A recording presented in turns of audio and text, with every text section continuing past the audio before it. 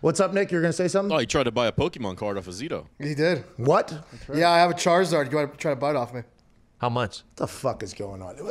Who's doing what? So I remember it was training camp. I forget how many years ago it was. I was in training camp. And we're like going into a team meeting or something like that. And there's this big open field on the campus that we're at. You got to walk from. It's not a field, I guess. It's like a hill, but it's a big open greenery area. And there's sidewalks. And then some people take a golf cart. It's from the food area to like the theater. You know, we're on a campus and everything's kind of connected. And there was this one particular training camp where I was riding on the back of a golf cart. There's enough golf carts for everybody, so it's not like I was taking anybody's spots. Some people just choose to walk for whatever reason or do the golf cart.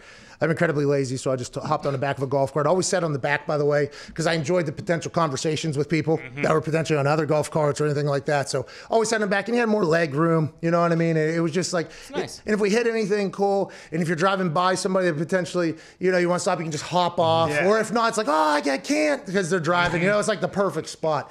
And while we were driving over there, I think Vinatieri was with me, and there was like 6 offensive linemen and like, I forget who, I think it was 6 offensive linemen running through the hill of the field with their phones out.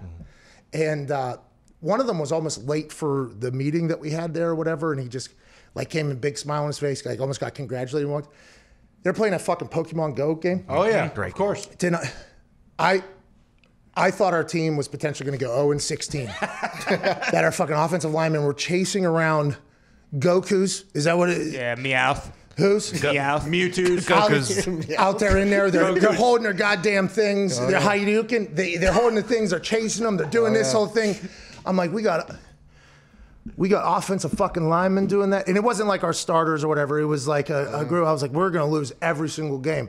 And then as the years went on from that, it like only grew more and more. So I think like with the younger generation, like Pokemon, did you guys like grow up on Pokemon? Pokemon was awesome. Really? Watched before school. Oh yeah. I still have all my cards and sleeves at my parents' house, plastic sleeves. Yeah, sell those things. Really? You got some buyers. How much would you sell the Charizard for? And the fact that even came out of my mouth, I'm a little bit surprised with me. This is like a real thing that happened? Yeah, I could sell it for like $20K right now, I think. If I had to. Then what the hell are you doing holding on to it? You think it's only getting more and more? I'm seeing it as $2,000, but you sell it for 20. So yeah, mine's first edition. First edition, it's only at 8. Are you like a Pokemon card czar? Like, is this something that... Honestly, my parents found it the other day, like a couple years ago, and I got it graded. And it fucking...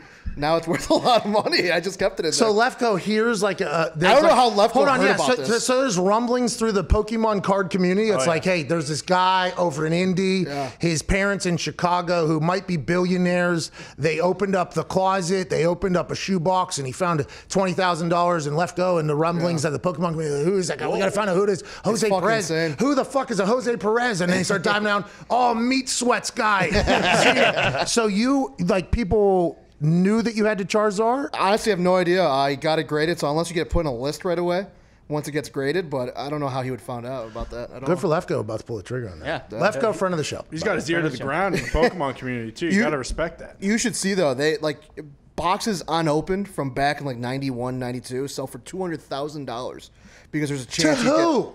It's insane. The collections are crazy. These people. It's real. Well, that's like anytime some sports card comes out and it sells for real, and I'm like, who is buying? But this is some people's real like thing, and it seems like it's actually a pretty good investment. If you look at Gary Vee, what he's been able to do with the sports cards from flipping them and turning around, 5-time bestseller, he's been able to flip those things quickly. Lefko, I think, is also into sports cards.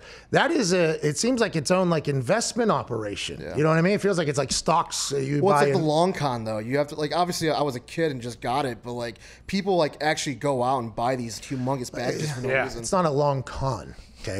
It is a long con. No, a long con is whenever you're conning somebody, which would be illegal. Well, technically, in your thoughts, this is conning. No, in my, it'd be a long stooge almost. That's kind of how I view it. But it is, I can understand why you would think, but if you're investing in something, it's making money. It's like real estate or anything else. Yeah. It just so happens to be tiny little cards that have fictional little things on them. Oh, yeah. But it seems like the card market just hit a huge boom. Like, wouldn't it make sense that like it's also possible that that card in the next 10 years is going to be worth like half its value as it is right now? No, that's like anything. I mean, look at the Bitcoin.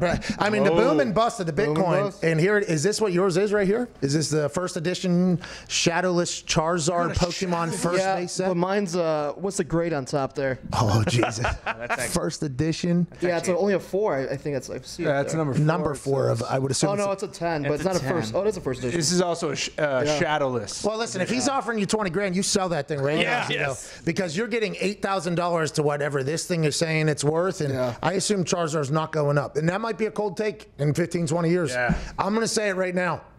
The first edition Shadowless Charizard Pokemon first base set, if you can get 20,000 for it, that's a good fucking deal, and you should take it. What were you going to say, Nick? I agree, but Oh, jeez. Oh, jeez. Oh, come on. Wow, Mike's dead. Mike's dead. Mike's off. I agree. Mike's dead. Mike's dead. Sorry, can't do it. Sorry, real quick. I agree, but we all know Zito pretty well. Everything he owns is scattered about this office in different corners. His car, his house. There's no way he's kept something like that in mint condition. His parents. just found it. Parents did, yeah. It's in a shoebox, dude. His parents just found it. Now, the thing about your parents finding it, though, did they hold on to it or did they give it to you? No, they're holding on to it. See, that's smart. Yeah. That would go into Nick's point there. That Yeah. even if you had it for a week, that thing could I potentially would have be had ruined. this as like a necklace at one point, but no. Sell it. Bro, if you get You don't 20, want it to crash like the Beanie Baby market crashed. Oh, Yeah. tickle me Elmo, bro. Oh. And what was that one that Arnold Schwarzenegger had to go get? The Turbo Man. Turbo Man. That market crashed quick right now. And I'm not 100% sure if Turbo Man is even worth a buck or two at this moment. Right, not. Oh, geez. Especially after the guy passed away. You know, the other husband that was trying to boink Schwarzenegger's wife. That's or going to whatever. happen, though.